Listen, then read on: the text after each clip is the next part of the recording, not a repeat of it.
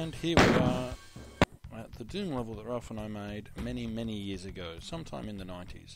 It took us a couple of years. You'll notice this is a much higher resolution version of Doom than we would have had. This is, I'm not sure what the resolution of this is, but originally it would have been 320 by 240 pixels, I believe, and you couldn't look up and down, which I can do in here. But here's our front yard. We've got our bushes made out of dead bodies, as is a bit of a running theme in the level, as well as the few odd actual Doom-style trees, and our green wheelie bin. Ralph did most of the actual mapping and coding and whatnot of the level. I basically did the pretty pictures using the original version of Paint Shop Pro and a program called NeoPaint. We'll go in, shall we? Here is Ralph's room. There is in fact the computer desk where we did most of the work on this level. And we'll pick up our chain gun and some ammo. I should mention the wallpaper. This is very similar to the actual wallpaper we had in there. I took a piece of graph paper of the wallpaper and made a approximation of it using the scale that we had. Now I'll go into my room. This was my room. There was a slimy chair. I don't know what was wrong with that chair, but it made everyone very uncomfortable to sit in it. Not much to see here. Going through. Here is the cupboard that we used to store our brewed beer in.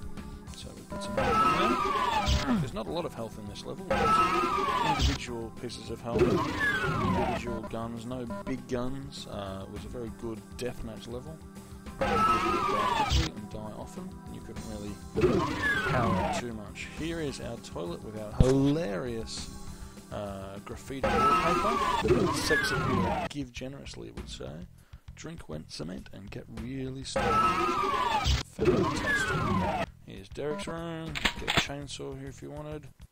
And there was a we'll go through into this room. This was like the secondary lounge room. Was also my bedroom for a while. One thing you notice here is we have transparent doors. That was a bit of a strange thing in Doom. In fact, I believe it was some kind of hack.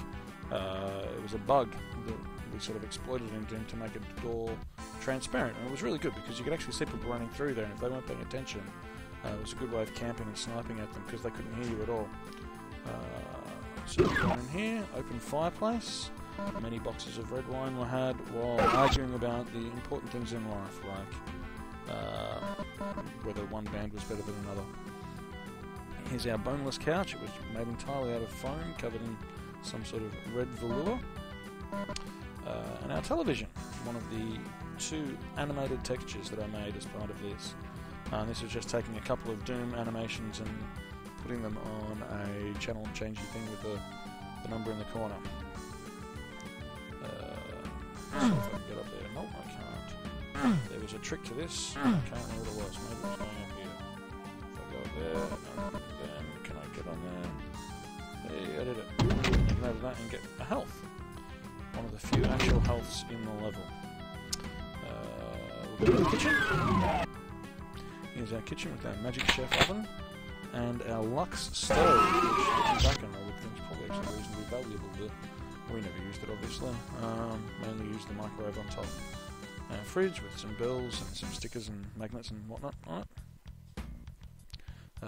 Down this corridor is just the bathroom. Bath, shower. Shower has a bit of work in it. I won't go through there. There's a teleport. One of the couple of teleports in this level. We come to my favourite room. The laundry. And the reason it's my favourite room is because of this little thing. This took me a long time to do, and I actually sat and watched our dryer for a bit to work out how it actually worked. So I made that, and I originally made it huge. Like when my first version of it would have filled this room, and I had to scale it down until it fitted to the tiny little scale that we had. Each door, I remember, was 64 pixels across. And we actually measured, it was 3 of my boot feet across, so we said, okay, one of my boots is 21 pixels. And we measured the entire house by taking my boot around it and going, okay, well that's 5 boots long, so that'll be 105 pixels, that kind of thing. Here's our backyard.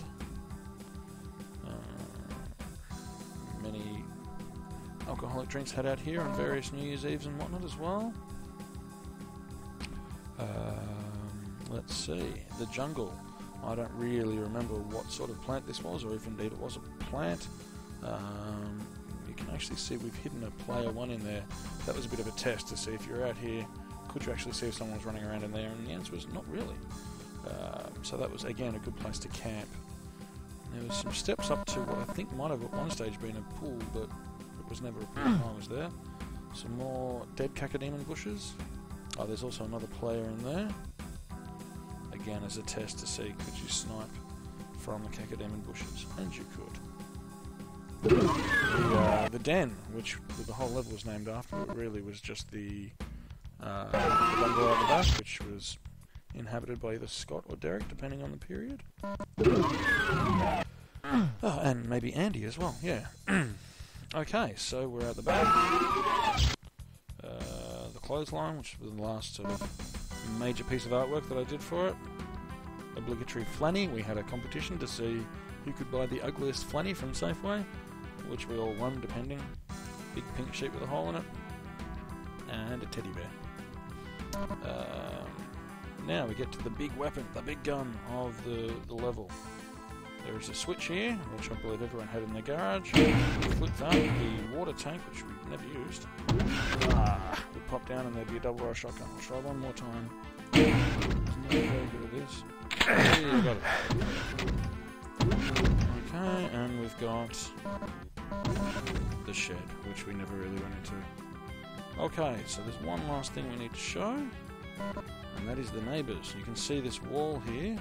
In the original version you wouldn't be able to see that because of the resolution and the fact you couldn't look up. But there's a monster behind there, which you could never get to if you're playing deathmatch. Same there. And if you fire a gun, you'll wake the neighbours up. And what we have over this side is our neighbours that would incessantly play the cranberries.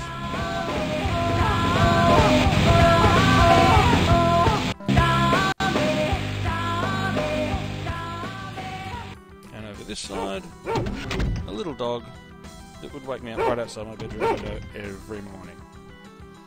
Okay, I think that's all I really wanted to show. I can show a couple of the teleports. If you run along here, you end up in direction shotgun.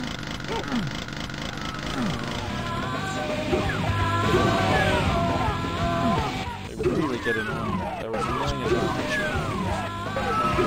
shower, end up in the den. And I think I'll leave us inside the den. There we go, our level.